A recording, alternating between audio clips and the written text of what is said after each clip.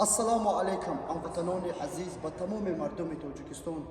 امیدوارم که صحت و سلامت شما را یکم و عید نوروز تبریک میکنم. همه وقت زنده و سلامت باشین، در کجای باشین، در پناه خدا باشین.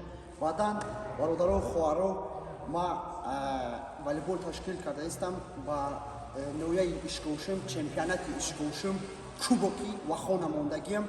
پگاه در زال 33 والیبال از ساعت 9 تا شب همو والیبال میشود. کسانی که میخواد بالچکی میکند، کسی میخواد مثال میاد همونجا تماشا میکند، محرمت و خود بسپلاتنی به جنگ و به جنجال کلتور نمیدرایم، همونجا تماشا میکنیم، لحظت میبرید.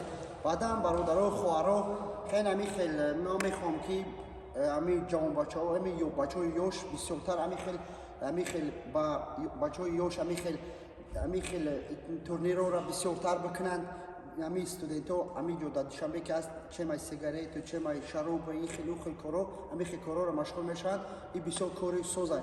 تکشتو برادران خواهران و همه یک بار میگم نوروزی مبارک. انشالله پگاه والیبال نشتیک میشود. 11 کمانده رسلان حفظگده بپش.